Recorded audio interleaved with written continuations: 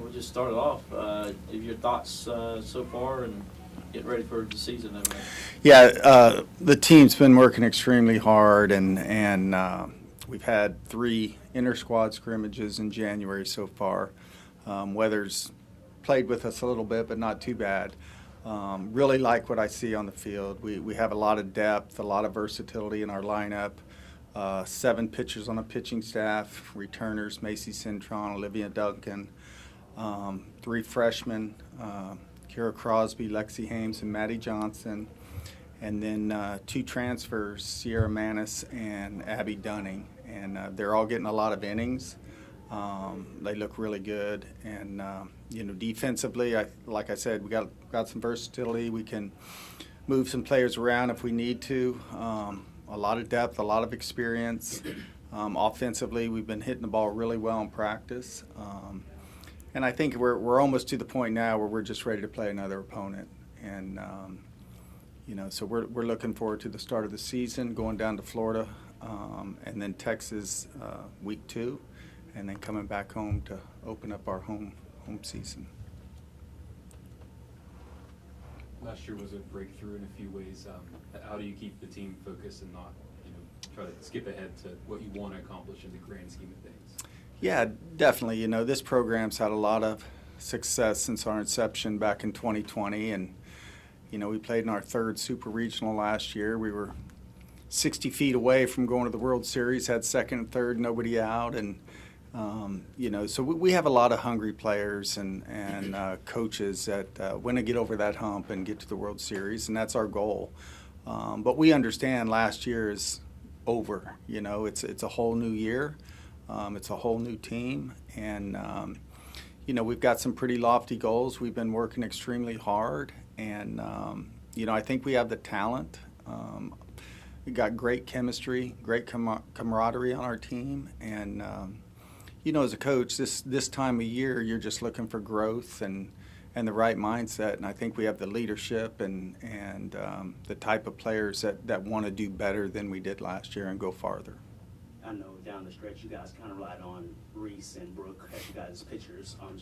You mentioned the depth earlier for your pitching staff. Is that kind of, I guess, the theme for the staff would be more depth, or would it kind of be a 1-2 combo similar to last season? No, I mean, we're looking to utilize all of our pitchers. Obviously, last year Reese and Brooke McCubbin stepped up and really did well for us. Macy Cintron was somebody that we used throughout the year. We kind of protected her innings a little bit, but whenever we called on her, she was ready and did a great job. This year's a little different. We have 3 freshmen, all very talented. Like I said, we have 7 pitchers, so we can throw a lot of different looks at people.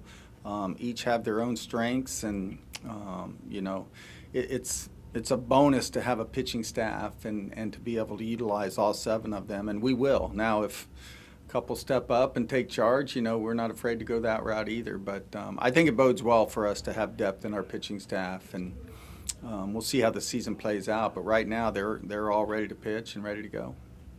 I know you brought in some new people, but you got a lot of veteran girls coming back from that team last year. How much has that helped you, knowing the level of success you had toward the end of the year, and how you can carry that into this season?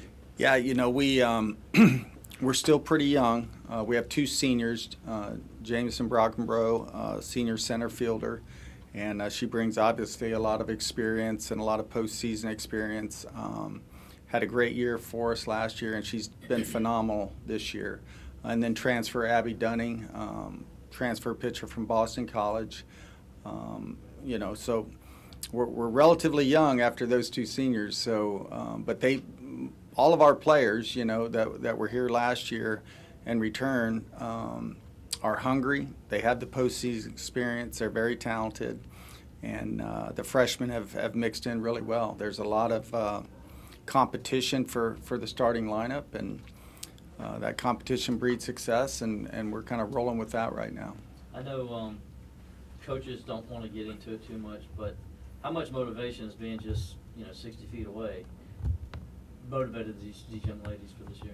Oh, it's definitely motivation. I think you can see it in our approach in the weight room, our conditioning sessions. You can see how well they work together on the field. and they know how close they were, and they, like I said earlier, they want to get over the hump. Certainly you got to beat really good teams to get to where we want to go, and just having that postseason experience and having that hunger is motivation for this group.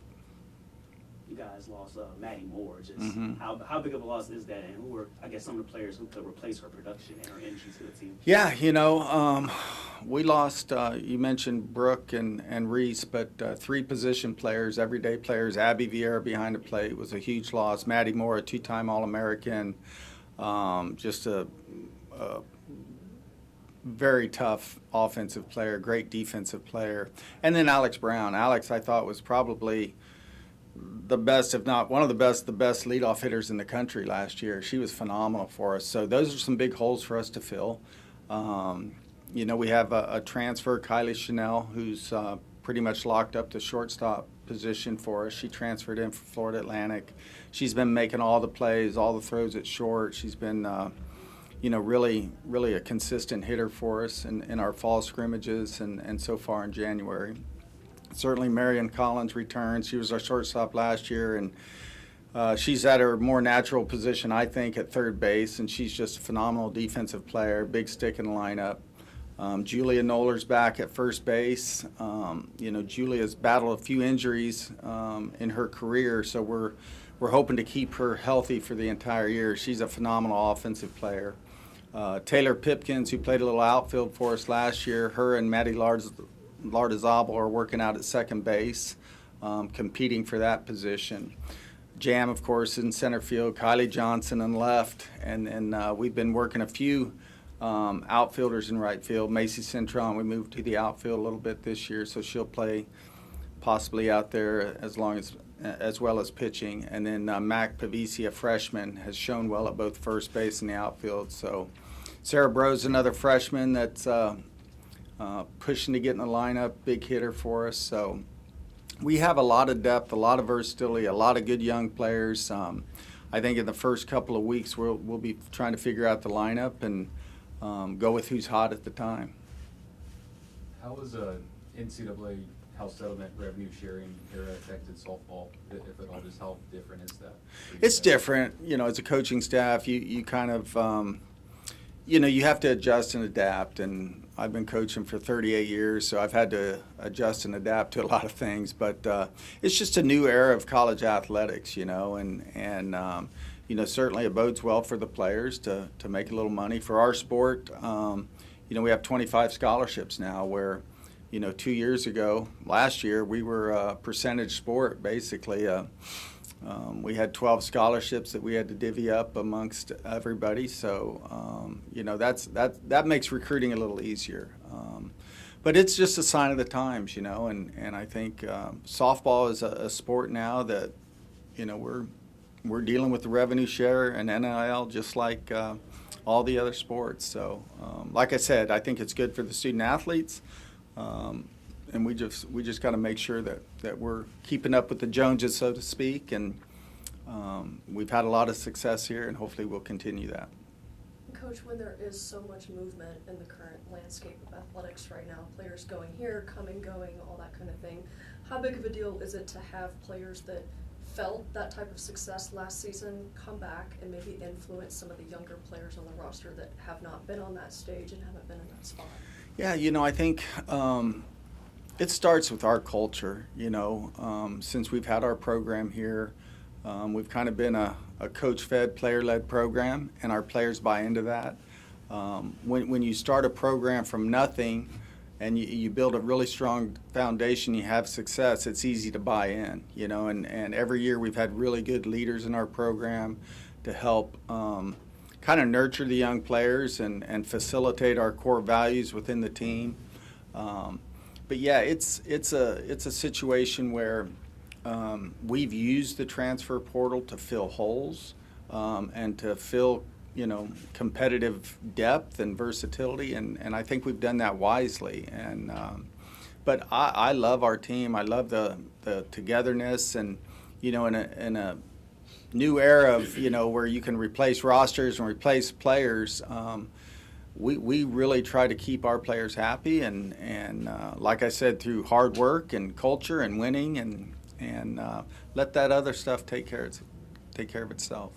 And you mentioned that this group is ready to go, ready to face some real opposition. How do you and your coaching staff kind of get them ready from, all right, here's what we've been doing to the off-season to it's game day now? How do you kind of influence that mindset? Yeah, so when we end practice in the fall, Thanksgiving week, there's about a 6-week period before we get together again. So they got a lot of stuff that, responsibility to stay in shape in the off season. When they come back in January, we jump right into team practices. So they've done a really good job of working out over the break and then coming back and working really hard together to get the season started. I mean, it's right here, so the motivation is there. They're chomping at the bit to start playing games. So it's like I said, we've got great leadership, and as close as we were last year, they don't need a lot of motivation. They're ready to go.